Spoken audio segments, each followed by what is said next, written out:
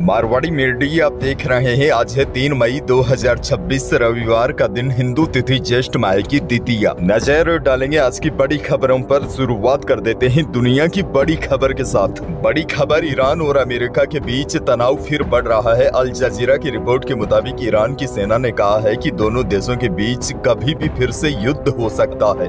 Iran का कहना है कि अमेरिका किसी भी समझौते को लेकर गंभीर नहीं है। उनका मानना है कि उन्होंने पहले बातचीत में उन्होंने युद्ध विराम के दौरान काफी नरमी दिखाई, लेकिन अमेरिका ने ऐसा बिल्कुल भी नहीं किया। उधर अमेरिकी राष्ट्रपति डोनाल्ड ट्रंप ने कहा है कि वे ईरान को किसी भी हालत में परमाणु हथियार हासिल नहीं करने देंगे, क्योंकि यह पूरी दुनिया की सुरक्षा के लिए एक बड़ा खतरा है। इसी वजह से अमेरिका को ईरान के खिलाफ जंग में उतरना पड़ा।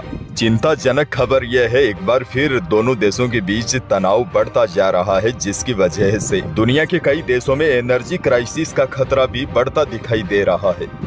आगे बढ़ेंगे। देश की एक और बहुत बड़ी खबर। देश भर में शनिवार सुबह 11:15 बजे कई मोबाइल फोन पर एक साथ सायरन की आवाज सुनाई देने लगी। स्क्रीन पर हिंदी और अंग्रेजी में एक मैसेज था। सायरन बंद हुआ तो मोबाइल पर मैसेज पढ़कर भी सुनाया गया। इससे कई लोग परेशान हो गए, कई लोग तो डर गए थे। हालांकि सरकार ने कहा घबराने की जरूरत नहीं है। यह मैसेज राष्ट्रीय आपदा प्रबंधन प्राधिकरण ने भेजा है, जो इमरजेंसी मोबाइल अलर्ट ट्रायल का हिस्सा है। इमरजेंसी में लोगों तक सूचना पहुंचाने के लिए 2 मई को इस सेल ब्रॉडकास्ट अलर्ट सिस्टम का परीक्षण किया गया है। इमरजेंसी की स्थिति में लोगों को रियल टाइम अलर्ट देने के लिए सरकारी संस्था centre for development of telematics ने इंटीग्रेटेड अलर्ट सिस्टम को विकसित किया है। और सबसे बड़ी जानकारी तो यही, इससे देश के सभी 36 राज्यों और केंद्र शासित प्रदेशों में एक्टिव भी कर दिया है। बहरहाल आगे बढ़ जाते हैं। राजस्थान से बहुत बड़ी खबर। राजस्थान के अजमेर डिस्कॉम के उपभोक्ताओं को पीक आवर्स में सुबह 6 बजे से 8 बजे तक और शाम 6 बजे से रात को 10 बजे तक बिजली के इस्तेमाल पर चार्ज ज्यादा देना होगा। आने वाले दिनों में टाइम के अनुसार बिजली खपत के आधार पर बिल आएगा। Time of the day tariff कानून लागू होने के बाद अजमेर डिस्कॉम ने भी इसके लिए तैयारियां कर ली है। पहले चरण में 10 किलोवाट से ज्यादा वाले कनेक्शन के कंज्यूमर को शामिल किया जाएगा। स्मार्ट मीटर लगने का काम पूरा होने के बाद इसे लागू किया जाएगा। आपको बता दूं, अजमेर डिस्कॉम क्षेत्र में अजमेर के अलावा नागौर, चित्तौड़गढ़, सिक्कर, उदयपुर, झुंझुनू, भीलवाड़ा, राजसमंद, बांसवाड़ा, डूंगरपुर, प्रतापगढ़, ब्यावर, डीडवाना, कुचामन और सालुम्बर जिले आते हैं। आगे बढ़ेंगे। एक और बहुत बड़ी खबर। राजस्थान में भी कल 11:15 बजे कई मोबाइल फोन एक साथ बजने लग गए। सायरन की आवाज सुनते ही लोग हैरत में पड़ गए। सभी के मन में यही सवाल उठ रहा था कि सायरन क्यों बजा है, क्योंकि आमतौर पर मैसेज आने पर आपके फोन की रिंगटोन बजती है, लेकिन इस अलर्ट ने फोन के साइलेंट मोड या डू नाइट डिस्टर्ब मोड को भी बाईपास कर दिया था। अब देखिए, राजस्थान जैसे भौगोलिक विविधता वाले राज्य में जहां अचानक अंधड़ या भूकंप जैसी आपदाएं आती है, वहां जान माल के नुकसान को कम करने के लिए यह सिस्टम आने वाले दिनों में वरदान साबित हो सकता है, क्योंकि आने वाली आपदा से पहले ही आपको अलर्ट कर दिया जाएगा। आगे बढ़ जाते हैं। एक और बड़ी खबर। पश्चिमी राजस्थान की जल समस्या के समाधान की दिशा में ओम कमला अंबा परियोजना अहम साबित हो सकती है। इस परियोजना की डीपीआर तैयार करने के लिए वित्तीय वर्ष में 100 करोड़ रुपए खर्च किए जाएंगे। परियोजना का उद्देश्य मानसून के दौरान व्यर्थ बह रहे अधिशेष जल को संग्रहित कर नहरों के माध्यम से सोम कमला अंबा प्रणाली तक पहुंचाना है, जिससे जवाई नदी और नितिया वाहिनी बनाने और जवाई बांध के पुनर्भरण की संभावनाएं भी काफी मजबूत होगी। परियोजना की क्रियान्वित दीर्घकालीन है, लेकिन यदि यह योजना धरातल पर उतरती है तो पाली, जालोर सहित पश्चिमी राजस्थान के कई जिलों में आने वाले दिनों में पानी की समस्या दूर होगी। अच्छा, बड़ी खबर यह भी देखिए। पूर्वी राजस्थान के बाद पश्चिमी राजस्थान में भी औद्योगिक विकास को रफ्तार देने के लिए जोधपुर पाली के बीच बड़ी टाउनशिप परियोजना का काम शुरू हो गया है। इस पहल से पहले चरण में 40,000 नौकरियां मिलने की संभावना है। एक और बड़ी और काम की खबर आपको दे दूं। देश में इन दिनों जनगणना का काम चल रहा है, लेकिन इस दौरान कुछ ठगों ने सरकारी काम का फायदा उठाते हुए लोगों को निशाना बनाना शुरू कर दिया है। पुलिस के अनुसार कुछ लोग खुद को सरकारी अधिकारी बताकर जनगणना के नाम पर लोगों से ओटीपी, बैंक डिटेल और दूसरी जानकारी मांग रहे हैं। कई लोग इसे असली प्रक्रिया समझकर जानकारी शेयर भी कर देते हैं, जिससे वे साइबर फ्रॉड के शिकार हो सकते हैं।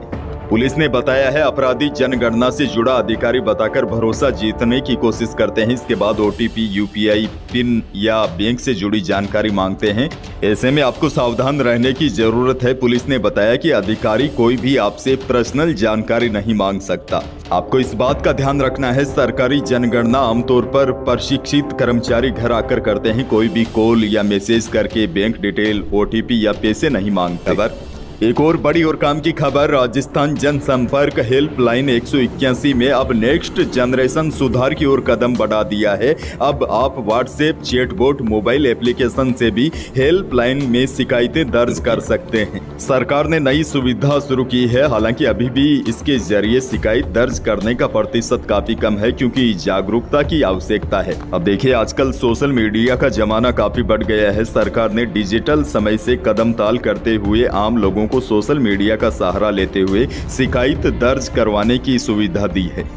अगली बड़ी खबर की ओर बढ़ जाते हैं। राजस्थान की पूर्व विधायक और अखिल भारतीय कांग्रेस कमेटी की राष्ट्रीय सचिव दिव्या मदेरणा का यूके दौरा चर्चा में है। दरअसल उनका यह दौरा इसलिए भी बेहद खास बन गया है क्योंकि उन्होंने विश्व प्रसिद्ध ऑक्सफोर्ड यूनिवर्सिटी के छात्रों और बुद्धिजीवियों के बीच भारत की राजनीतिक शक्ति का प्रतिनिधित्व किया है। बड़ी जानकारी आपको दे दूं, दिव्या राजस्थान की पहली महिला राजनेता है जिन्हें इस विशेष स्कूल में संबोधित करने का गौरव मिला है। झालावाड़ से बड़ी खबर, मजबूरी का फायदा उठाकर उधार दिए पैसे पर अवैध रूप से भारी ब्याज वसूली को लेकर झालावाड़ पुलिस ने शुक्रवार को लगातार दूसरे दिन बड़ी कार्रवाई की है। इस बार डग पुलिस ने ब्याज माफिया पर बड़ी कार्रवाई करते हुए उनके पास से 400 से ज्यादा वाहन और कृषि यंत्र जब्त किए हैं। पुलिस ने इस मामले में सूदखोर के खिलाफ FIR तक दर्ज की है। SP अमित कुमार ने बताया कि डग क्षेत्र में हस्ताक्षर किए खाली चेक और स्टाम्प के जरिए गरीबों की मजबूरी का फायदा उठाकर भारी भरकम ब्याज वसूली का खेल किया जा रहा था।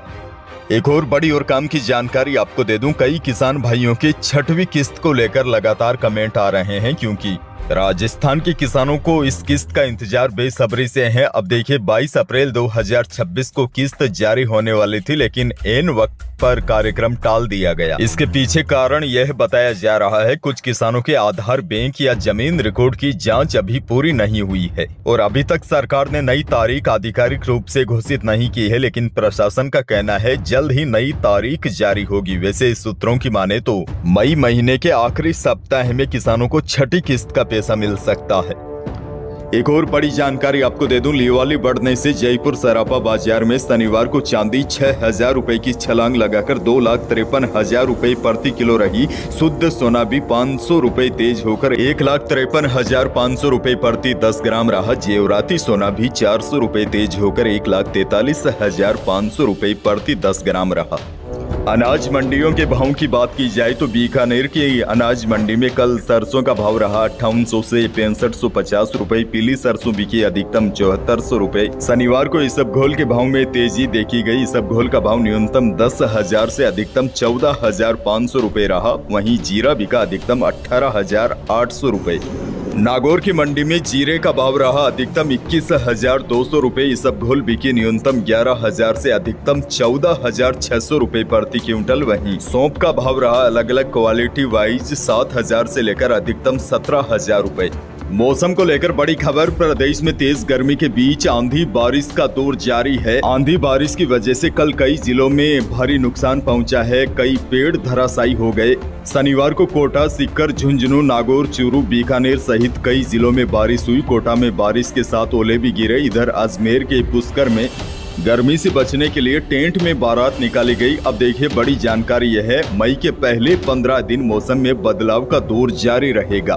मौसम केंद्र निदेशक राधे श्याम शर्मा ने बताया कि मई के शुरुआती 2 हफ्तों में लगातार आंधी बारिश का दौर चलेगा। सामान्यतः मई में 5 से 6 दिन आंधी बारिश होती है, लेकिन इस बार 10 से 12 दिन दोपहर के बाद मौसम बदलने के आसार है। यानी कि प्रदेश के अधिकांश जिलों में आने वाले 4-5 दिन दोपहर तक गर्मी सताएगी। उसके बाद दोपहर के बाद आंधी बारिश की गतिविधियां देखने को मिलेगी।